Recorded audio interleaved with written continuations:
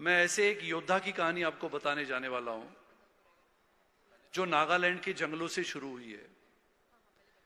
हम सभी लोग जानते हैं, हमने कभी कभार नागालैंड की उस चट्टानों भरी पहाड़ों की तरफ देखा होगा।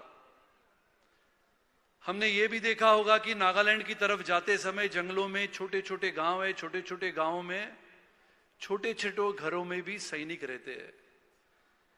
ऐसे हमारे महावीर चक्र विजेता कैप्टन केंगू रूसे की मैं कहानी आपको बताने वाला हूं। नागालैंड से निकलती हुई इनकी दौड़, उम्र सिर्फ 25 साल। पूरा देश देख रहा था, कारगिल में युद्ध छिड़ा था और कारगिल में युद्ध छेड़ने के बाद एक खत अपने पिताजी को लिखने वाला सैनिक था। उसने लिखा था, पिताजी मैं घर आ भी सकता हूं या घर नहीं भी आ सकता हूं, लेकिन एक ही बात मैं इस खत द्वारा आपको कहना चाहता हूं कि अगर मैं घर वापस नहीं आया तो मेरे लिए शोक न करना, क्योंकि मेरे लिए, मेरे देश के प्रति सर्वोच्च बलिदान की भावना आज जग रही है। मैं मेरे देश के लिए बलिदान कर जाऊंगा।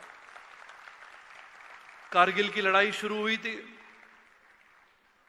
कैप्टन केंगू रूसे को कहा गया, जिसकी घातक टुकड़ी कहा जाता है, घातक प्लाटून कहा जाता है, उस घातक प्लाटून के वो सैनिक थे और उनके कमांडिंग ऑफिसर ने उनको ऐसी जिम्मेदारी दी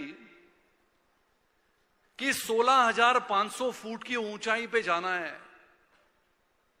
टेम्परेचर 0 से नीचे -10 डिग्री है। जैसे हम सब ने अखबारों में पढ़ा था, द्रास, बटालिक, कारगिल, टाइगर हिल, सभी जगहों पे अपने जाबाज सेनानी, जाबाज अधिकारी, जाबाज सेना के जवान लड़ रहे थे। और जब ये बातें कैप्टन केंगू रूसे को पता लगी कि मुझे 16,500 फुट की ऊंचाई पे बसे हुए 7 बंकर पे हमला करना है,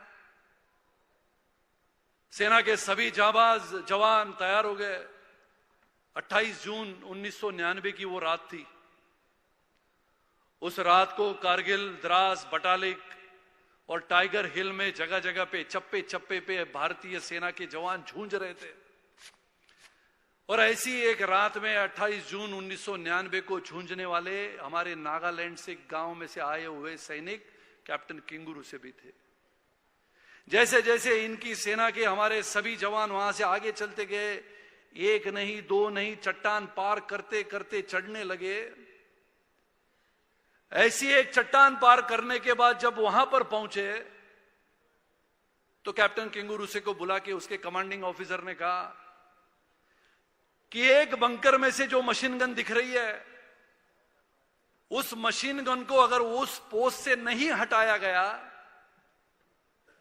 तो जो हमारे यहां से, जो सैनिक यहां से इस चट्टान को लांघना चाहते हैं, चढ़ना चाहते हैं, वो चढ़ नहीं पाएंगे, क्योंकि 16,500 फुट की ऊंचाई से पाकिस्तानी सैनिक जो लगातार गोलीबारी कर रहे थे, नीचे की ओर गोलीबारी कर रहे थे, जो लगातार गोलीबारी कर रहे थे, विचार करो, एक बाजू से हमारे भारतीय सेना के जवान उसी चट्टान से ऊपर आ रहे हैं, बर्फीली ठंड है, चारों तरफ बर्फ लगा है, उसी पहाड़ पे, उसी चट्टान पे सेना के जवान उसी बर्फीली चट्टान में रस्सियां फंसा फंसा के एक दूसरे के सहायता से, एक कंधे पे बंदूक लगी है, एक कंधे पे मॉर्टर लगा हुआ है, ऐसे करते करते पहली चट्टान लांघते हुए सामने आते हैं तो देखते हैं कि 2 बंकर में से पाकिस्तानी सैनिक लगातार बारूद फेंक रहे हैं। ऐसा ही एक बारूद आके कैप्टन केंगू रूसे के सामने गिर जाता है। कैप्टन केंगू रूसे के सामने आने के बाद उस बारूद से पहले तो वो जख्मी हो जाते हैं। जख्मी होने के पश्चात भी सामने खड़े हुए पाकिस्तान के सैनिकों के ऊपर गोलीबारी करते हैं। चारों तरफ से हमला होने के बाद भी उन्हीं दोनों बंकरों को ध्वस्त करने का काम यही हमारे यहां नागालैंड का जाबाज सिपाही कर देता है। एक बाजू से तो ध्वस्त हो चुका है। जिस बम ने, छोटे छोटे छर्रों ने उनके शरीर के अंदर प्रवेश कर लिया है, कैप्टन केंगुरुसे के शरीर में से खून आना शुरू हुआ है।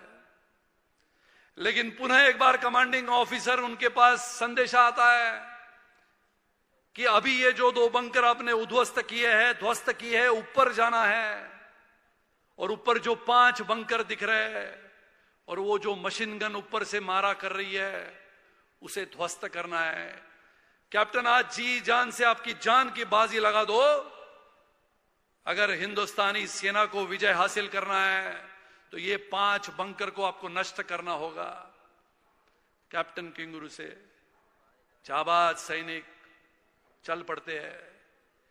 चालू हो जाती है वापस वही दौर। रस्सी को पुनः एक बार उसी बर्फीली चट्टान में फंसा देते हैं। फंसाने के बाद एक दूसरा सैनिक अपने दूसरे साथी को खींचना शुरू कर देते हैं। ऊपर से गोलीबारी हो रही है, फिर भी सैनिक एक दूसरे की सहायता से आगे चल रहा है, चढ़ रहा है, चट्टानों पे जा रहा है। ऐसे करते करते ध्यान में आता है कि बची हुई 1000-1200 फीट की ऊंचाई की आखिरी चट्टान अगर हमें पार करनी है तो कैप्टन केंगुरुसे के जूते वहां से फिसल रहे हैं। लगातार कोशिश कर रहे हैं लेकिन जूते की वजह से बर्फीली चट्टान में वो जूते फंस नहीं पा रहे। कोई कल्पना नहीं कर सकता, कोई सोच नहीं सकता कैप्टन केंगुरुसे ने जो किया 1999 की उस रात को किसी के सपने में नहीं आ सकता है। बर्फीली ठंडी हवा में -10 डिग्री के वो जगह पे कैप्टन केंगुरुसे ने अपने जूते खोल के फेंक दिए। 1000 फुट की चट्टान बची हुई, बिना जूते के वो लांग गए, चढ़ गए और बंकर के सामने आते हुए उसी बर्फीली जगह पे खड़े हो गए। एक बाजू के खंधे में मोर्टर लगा है, एक बाजू में बंदूक लगी है। लगातार उन्होंने वहां पर उसी बर्फीली जगह पे, उसी बर्फीली चट्टान पे लगातार गोलीबारी शुरू कर दी। चारों तरफ बचे हुए 5 बंकरों में से पाकिस्तानी सैनिक गोलीबारी कर रहे हैं कि ये सैनिक कैसा इतने ऊपर आ गया। लगातार उसके पीछे से अपने सैनिक आने शुरू हो गए। एक बंकर ध्वस्त किया, दूसरा बंकर ध्वस्त किया, तीसरा बंकर ध्वस्त किया। बचे हुए दोनों बंकर की तरफ कैप्टन केंगुरुसे बढ़ रहे। गोलियां लग रही है, 1 नहीं 2 नहीं 15 गोलियां शरीर के अंदर चली गई है।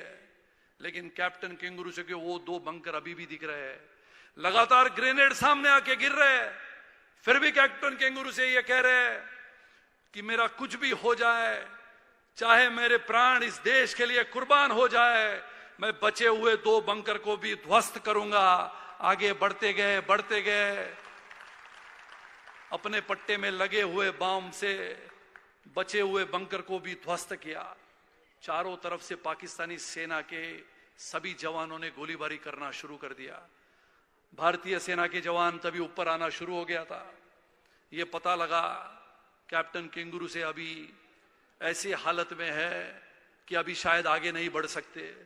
इतने में एक जगह से करीबन 8 जनों की पाकिस्तान की टोली, पाकिस्तान की सैनिक वहां से गोलीबारी करते हुए कैप्टन केंगुरुसे की ओर बढ़ रहे थे। पुनः एक बार 95% क्षतिग्रस्त, 95% शरीर छलनी हो चुका है। फिर भी कैप्टन केंगुरुसे ने कहा कि मैं चाहे शहीद हो जाऊं, ये बचे हुए 8 भी पाकिस्तानी सैनिक बचने नहीं चाहिए। पुनः एक बार गोलीबारी कर दी और सभी पाकिस्तानी सेना के सैनिकों को ढेर कर दिया। लेकिन हमारे कैप्टन केंगुरुसे वहां पर शहीद हुए। यहां पर बैठे हुए कैप्टन केंगुरुसे के वीर पिताजी को हम सभी लोग नमन करते हैं। उस नागालैंड के जंगलों में मैं जाके आया हूं। उस नागालैंड के उस छोटे से गांव के छोटे से घर में मैं जाके आया हूं। आप जब उनकी तस्वीर यहां पर देखोगे कि आपके आंखों में से आने वाले अश्रु को आपको रोकना होगा और जाबाज और जिंदा दिली से हिंदुस्तान का तिरंगा लहराने वाले हमारे इन सेनानियों को आपको आज सलाम करना होगा। यही हमारा उद्देश्य होगा। पुनः एक बार आपको धन्यवाद। भारत माता की।